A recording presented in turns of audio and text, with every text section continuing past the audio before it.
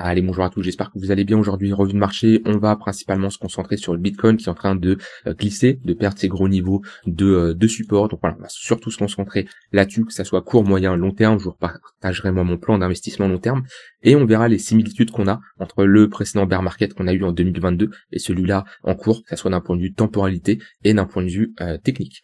On parlera bien sûr d'Ether, hyper liquide et le marché US qui est en train de repartir pleine balle ici, pas loin de faire des nouveaux ATH. Donc voilà, on verra tout ça également en détail. Avant que je commence, j'ai sorti une vidéo, n'hésitez pas à aller la voir, je vous mets le lien en description, c'est vraiment important au vu de la situation. Pour les retardataires, j'ai fait ici un check-up complet sur tout ce qui se passe par rapport à Mika, Binance, les exchanges qui ne sont pas Mika, que vous ne pourrez peut-être plus utiliser dès demain, parce que le 1er juillet ça arrive, donc n'hésitez pas à aller regarder cette vidéo, elle est assez importante, elle est limite plus importante que la vidéo actuelle que vous allez regarder. Mais voilà, je me devais de faire un petit check-up complet, je vous mets tous les liens en description pour ceux que ça intéresse. Allez, je commence ici sur le Bitcoin qui est en train de glisser. On est ici sur les 58 000 dollars. On est en train de perdre doucement ces niveaux de support où à chaque fois en clôture, on faisait des plus bas. On sauvait en mèche, on faisait des plus bas, mais en clôture, on sauvait les plus bas. Mais pour le moment, on est en train ici d'enfoncer. Puis quand je regarde le weekly, quand je dézoome, c'est très moche. Là, on est vraiment en train de perdre ce bloc-là et on est en train d'aller chercher la prochaine zone des 50 000, 54 000 dollars. Donc c'est vraiment pas ouf ce qu'on est en train de faire. On est un peu sur une zone là où ça me fait penser à cette zone là. On voit qu'il y avait énormément de mèches ici et on avait clôturé en dessous, mais on n'avait vraiment pas cassé encore. Et là, on est un peu dans la même situation où en clôture, on est vraiment passé en dessous, mais il y en a qui se disent oui, on est toujours sur ce niveau de support des 60 000 dollars. Pour moi, on est en train de le break. De toute façon, c'était le scénario qu'on avait en tête sur les dernières semaines. En fait, de toute façon, tant que cette traîne allait baissière, moi, si je me suis désexposé au rejet dans le tunnel daily ici, c'est pas pour rien, c'est qu'on a une traîne qui est baissière, on est toujours en bear market, que ça soit d'un point de vue technique, d'un point de vue cyclicité, et rien ne me donne envie de m'exposer ici. Maintenant, bien entendu, on est plus proche d'un bottom qu'un top, c'est sûr, là, on a un Bitcoin qui a pris quand même un moins 53, moins 53%, donc voilà, on va peut-être reprendre à nouveau un moins 20, moins 30%, moins 40%, grand maximum, à partir de maintenant.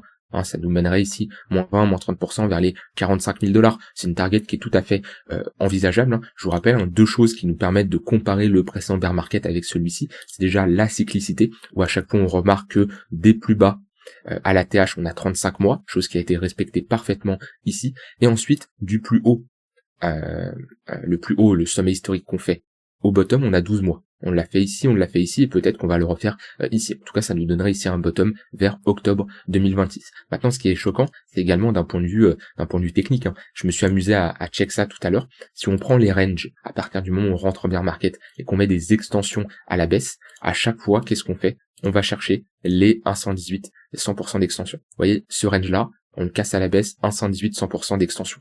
Ensuite, qu'est-ce qu'on fait? On prend ce plus petit range, hop, il casse à la baisse, pile poil à 118, 100% d'extension.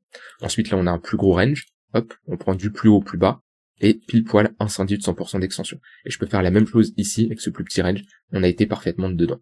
Et on voit que, ça se répète, c'est-à-dire qu'on a eu ce premier range qui a été cassé vers le bas, on a été parfaitement méché dans notre zone, ici. Ensuite, on a reformé un range, on a cassé par le bas, on s'est parfaitement arrêté dans la zone 118, 100% d'extension. Si on refait à nouveau la même chose, ici, ça nous donne une target entre les 45 000 dollars et les 37 000 dollars. Si on se base, pareil, sur cette cyclicité qui se passe d'un point de vue technique. Maintenant, moi, ce que j'aime bien, et ça, je l'utilise sur la plupart de mes investissements long terme, c'est de prendre un Fibonacci, de prendre le plus bas, le plus haut, ici, d'avoir les retracements 0,118, 0,786, qui est une zone de rechargement long terme où, historiquement, on pose des bottoms à l'intérieur. On voit que là, on a parfaitement posé un bottom à l'intérieur. Si je trace la zone, voilà, on a consolidé à l'intérieur. Si on répète cette pattern-là, je prends mon point le plus bas, mon point le plus haut, on aurait un bottom entre les 57 000 dollars et les 39 000 dollars. Donc on a une très bonne confluence entre l'extension, ici, des 118 et nos zones de rechargement long terme. Donc personnellement, je suis assez convaincu, je vais pas dire à 100%, mais il y a quand même de très très grosses probabilités que d'un point de vue technique et d'un point de vue cyclicité, on pose un bottom dans cette zone-là. Donc on aurait ici une dernière jambe baissière avant de rentrer, peut-être une petite, latéraliser et fin octobre faire un plus bas. comme on a eu au moment du crack de FTX, pour après poser un plus gros bottom. Ça c'est possible. Mais en tout cas, c'est mon scénario numéro 1. Alors bien entendu, on se prépare toujours au pire. Admettons, on a un Bitcoin qui chute davantage et qui va chercher ses 30 000 $. Je pense que c'est très peu probable. Et je m'attends à un bottom. De toute façon, c'est quelque chose que j'ai fortement parlé quand on a posé un top de marché ici. Moi, je vous avais fait une vidéo qu'on cassait, comme quoi on rentrait en bear market. Et mon plan, c'était d'en raccumuler quand on commençait à revenir chercher 60 000, 50 000, 40 000 $. Et là, ici, je vais clairement rentrer. Moi, si on y va. Pour le moment, on n'est pas en train d'y aller. Enfin, on est en train d'y aller, mais on n'y a pas été.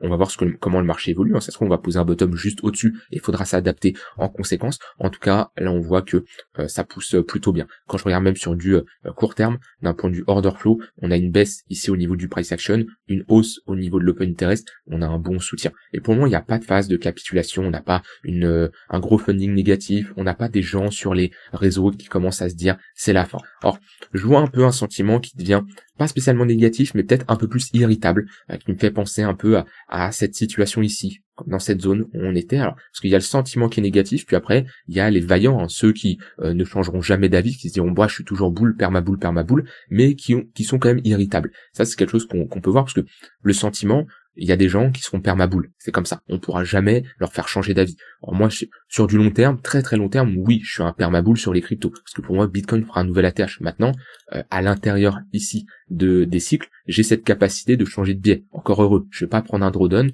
de moins 75%. Pour moi, prendre un drawdown de moins 75%, c'est une erreur. C'est une erreur. Quelqu'un qui ne prend pas le temps de regarder les charts autant de fois que moi je le fais dans une journée, dans une semaine, dans un mois. Bon, ok, il y a pas de souci. Mais moi qui suis H24 devant les écrans, je peux pas me prendre un drawdown comme ça. Sinon, à quoi il sert le temps que j'investis devant les écrans? Donc voilà, ça c'est mon avis. Maintenant, il y aura toujours des gens qui seront permaboule et ces gens-là, souvent dans des phases comme ça, ils deviennent un peu plus irritables. D'accord? Ils sont pas bears, mais ils sont plus irritables. Et je commence un peu à le voir sur Twitter. Mais ce qu'il nous faudrait, ça serait une bonne cassure ici à la baisse, faire capituler pas mal de monde. En tout cas, de mon côté, mon plan d'investissement se passe plutôt bien. J'avais légèrement raccumulé dans cette zone-là.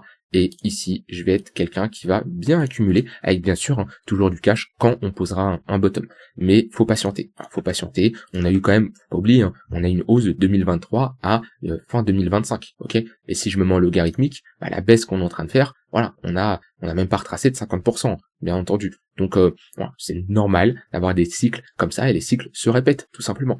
Et ceux qui ont du cash sont ceux qui sont le plus à l'aise et qui vont bien sûr profiter ici du bottom qu'on va poser pour tout simplement bien performer. Donc de mon côté, on est dans une situation où vaut mieux rester bear. Alors, bien entendu, ça se trouve, on va voir une news, on va faire ça.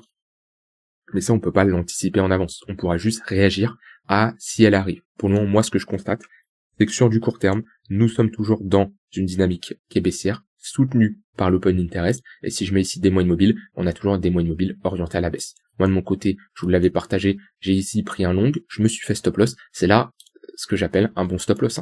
On le voit bien.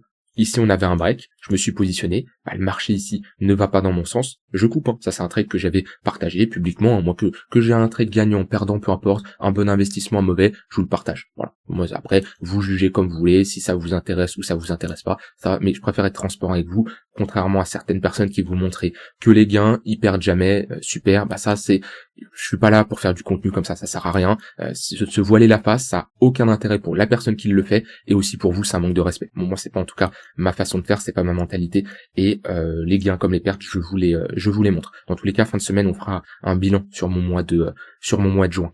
Mais voilà, en tout cas, j'ai coupé ce trade, c'est pas pour rien, c'est que j'avais des probabilités ici de retourner chercher l'extrémité basse. C'est quelque chose que je vous avais expliqué, ça, quand on a ici un range, on break à la hausse, on réintègre la value area high, c'est pour aller chercher la value area low. Et là, on l'a clairement enfoncé, on est bien plus bas. Donc, on est quand même sur des niveaux de support. Pourquoi? Parce que au niveau des mèches, ici, on est sur les plus bas. Ici, à chaque fois, on le voit, on y a été une fois, bam, grosse réaction acheteuse.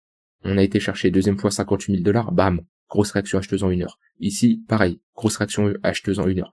Là, pour le moment, les réactions sont un peu plus timides. Il y a eu une petite tentative au moment de l'ouverture du marché US, mais directement, on a rejeté ici, à l'intérieur du tunnel 3 minutes. Donc pour le moment, la trend reste baissière. Si on commence à repasser au-dessus du 3 minutes, du 15 minutes, là, pourquoi pas. Mais pour le moment, tout me pousse à croire que ce niveau va casser. Et en tout cas, je suis plus bear que bull sur du moyen long terme depuis un moment, et ça paye. Et ça, c'est quelque chose, toujours, vous devez vous poser cette question sur différents time frames en fonction. Alors, si vous faites du long terme, ça sert à rien de vous poser la question sur du court terme. Mais si, comme moi, vous pouvez faire du court, du moyen, du long terme, posez-vous toujours la question, ici, court terme, moyen terme, long terme, quel est votre biais?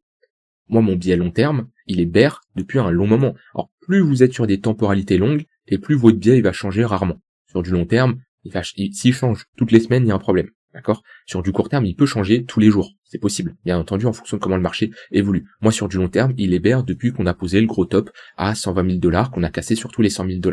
Hein, depuis qu'on a réalisé cette pattern de top, qu'on est passé sous cette zone-là, ici, moi, mon biais long terme, il est passé bear. On perd le tunnel daily, on le reteste, voilà. Après, le biais moyen terme, il peut changer. Vous voyez, moi, mon biais moyen terme, ici, il est repassé dans le vert. On est repassé au-dessus de cette zone-là. Puis là, il est repassé dans le rouge. D'accord? Donc, je vais le changer un peu plus souvent. Mais actuellement, il est baissier, clairement. Et le biais court terme, il peut être des fois bull, des fois long, des fois bull, des fois bear. Là, il était bull. Ok, là, il est repassé bear. Là, il est repassé un peu bull. Ouais, c'est pour ça que j'avais pris un long, etc. Mais là, actuellement, il est bear. Donc ça, c'est une question que vous pouvez vous poser. Ça vous permet de filtrer globalement le bruit de marché et de ne pas prendre de mauvaises décisions. Surtout si vous faites du court, du moyen long terme, pour ne pas que le long terme influence le court terme et inversement. Bon, en tout cas, comme je l'ai dit, la situation, elle est plutôt bear. Préparez votre cash, préparez votre plan d'investissement, préparez vos ordres, parce que je pense qu'il va y avoir des opportunités, si on continue comme ça, à baisser.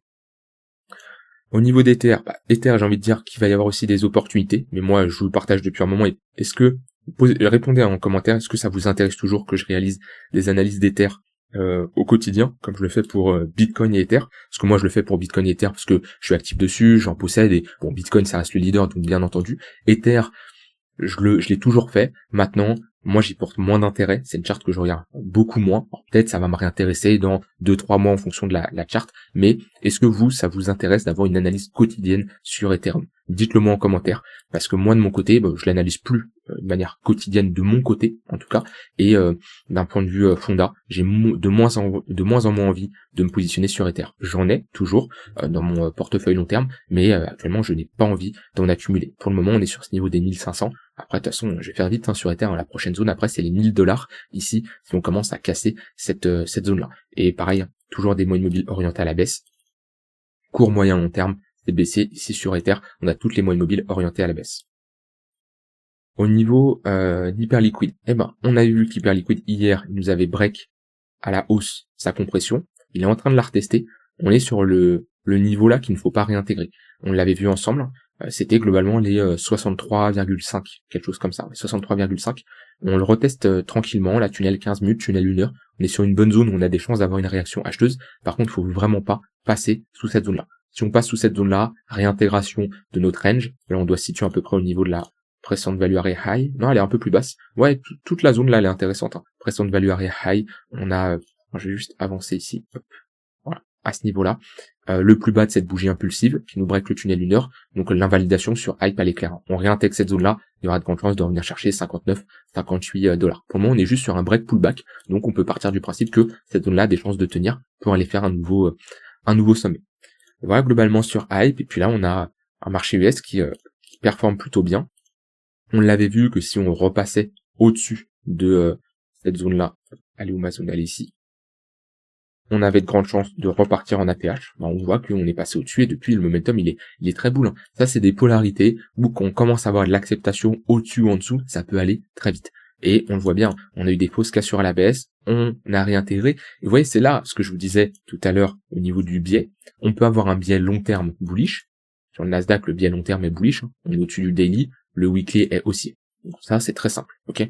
Sur du moyen terme, on avait toujours un biais boule, mais qui pouvait switch rapidement si on commençait à s'installer vraiment en dessous de cette zone-là et en dessous du tunnel 4 heures. Bon, ici, il était un peu neutre boule.